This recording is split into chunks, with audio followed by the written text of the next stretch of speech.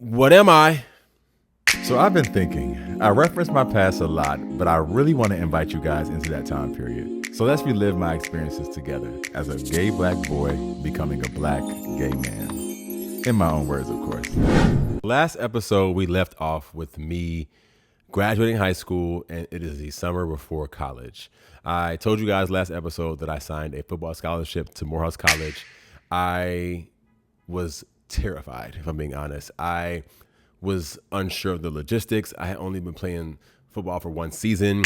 I was also navigating how I was going to show up in college in the midst of understanding that I'm in another environment in which I'm surrounded by hypermasculinity, teammates, and where the girls at conversations. And I just was like, I just don't know. So I decided I wasn't going to go there. It was so interesting. My coach called me, and I told my dad, I was like, "This is Coach calling," and I showed him. I was like, "Dad, this is Coach. This is Coach." And my dad answers the phone, and he was like, "My son isn't gonna come play for you guys anymore." Maybe like 2 or 3 more sentences, and then hangs the phone up, and that was it.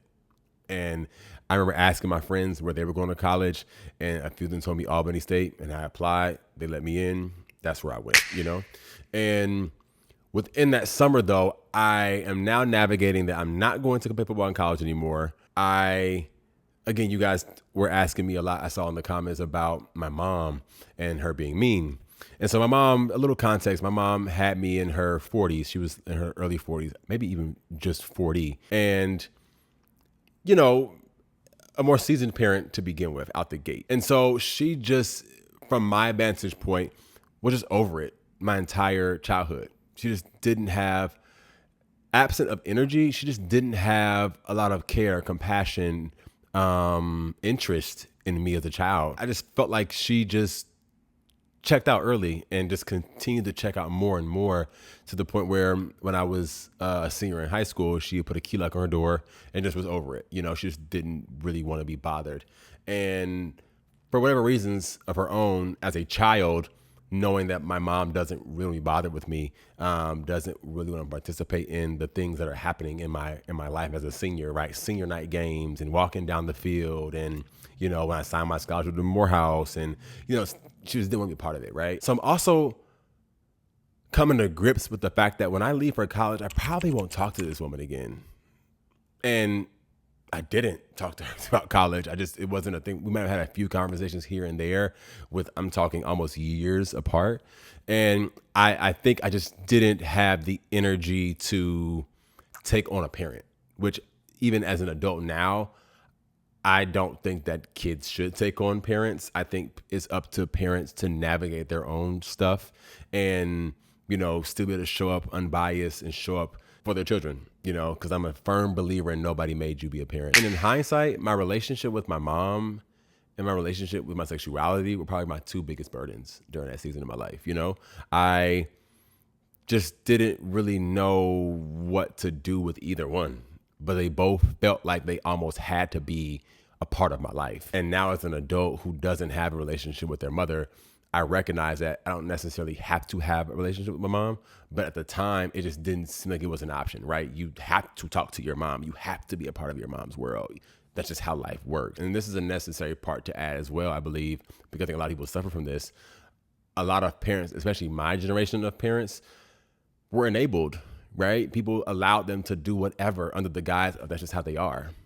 And so your options are limited. You kind of only have 2 options: deal with their wrath or decide you're not going to deal with them. But there is no avenue for accountability on their part. There is no avenue for them to be a listener and to understand and hear you out, and to, relax ego and pride and selfishness and say, which I think also adds a layer to the whole "I always knew you were gay" conversation, because if you always knew, why not add some more compassion? And if you always knew your child was gay, and the only reason why you didn't want them to be gay was because homophobia, or was because the world would mistreat them, well, then why are you adding to that?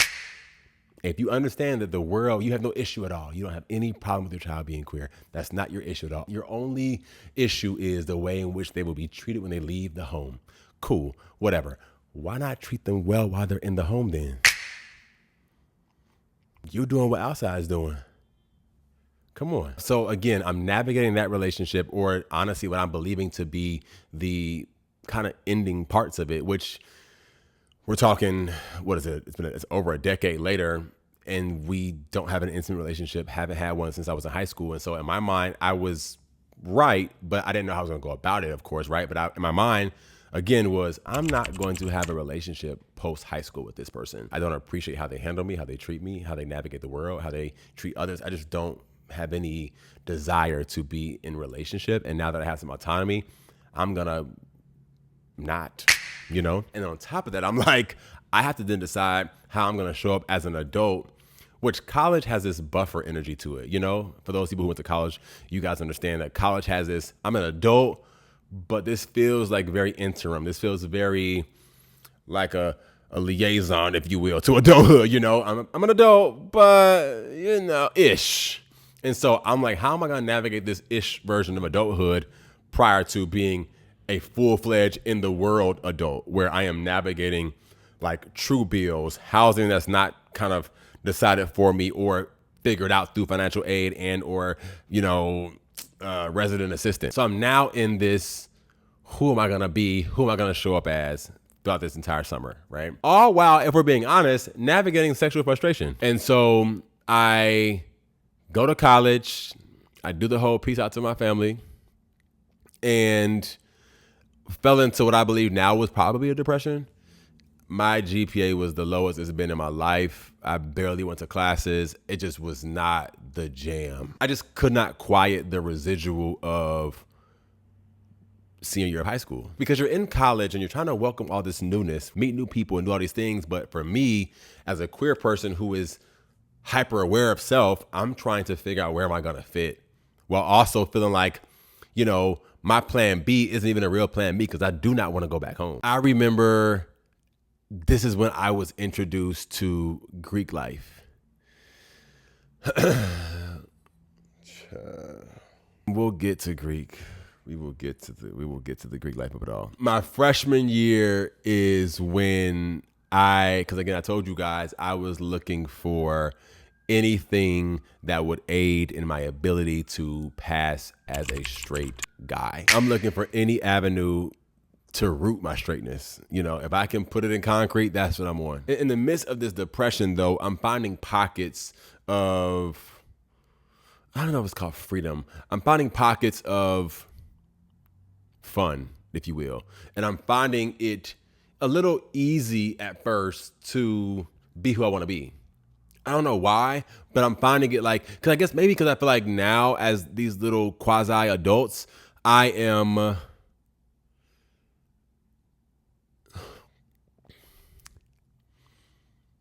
what's the word? I am leaning into the version of me that I wanted to be in high school, but again, I kept letting my gay slip, so that wasn't really going to be a thing. But I kept leaning into that version of me, right? To the point where welcome week, which is your first week on campus, I met this woman, and she was so fine. I was like, God.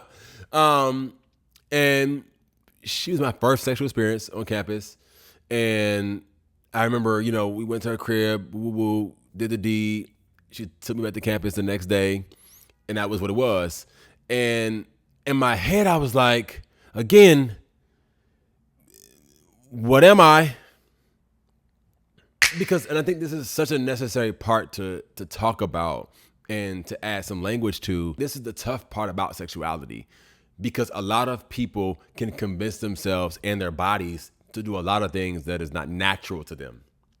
And I think the point of this series for me is to shed light on some of the links that we go through to become who we are. And a lot of them rooted in survival, and a lot of our survival being a byproduct of our shame. And within those same waters, it's just not being a choice, and people assume that it's a choice because people are choosing to go completely against self and trick their brain and manipulate their minds and manipulate people's realities of them and do all of these things to show up how society is begging them to show up.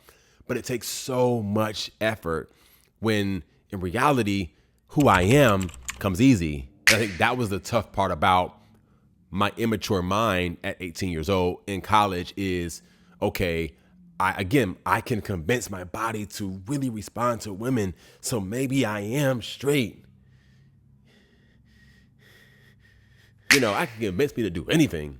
That doesn't make it right or natural or innate. And that's exactly what it wasn't for me. But in my mind, it was, OBO. And now you're on college campus, and I think what college, especially what HBCU culture does, is it will grab you quickly and tell you where you're supposed to be. You know what I'm saying? So you'll meet homies who, if the cool guys come up to you, that's who comes up to you. If the alphas come up to you, that's who embraces you. And you kind of get picked, and you kind of, can navigate around it, sure. But they're swarming and coming at you, And I think for me, navigating those waters as a person who was super confused, but also not confused. Confused about how I was going to show up, but sure of how I wanted to show up. I was sure that I was gay. And in that surety, I didn't say out loud that I was a gay man until probably my mid-20s. I just couldn't say the word. Even when I was navigating it more comfortably, I would say, and comfortably meaning behind closed doors comfortably, I would be like, I like guys. You know what I'm saying? But me saying I'm gay, it was nuts. Like, what? We're not saying that. That's crazy. But I knew that was what it was. But the confusion was, can I be what society needs me to be? Can I run me through the filter? Can I, do what I'm supposed to do? Can I be jockish? Can I, be a ladies' man? Can I be all of these things? And the answer was confusing.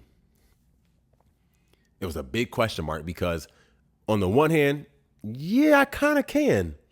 On the other hand, I'm realizing it's taking a toll on me as an individual, so I actually cannot.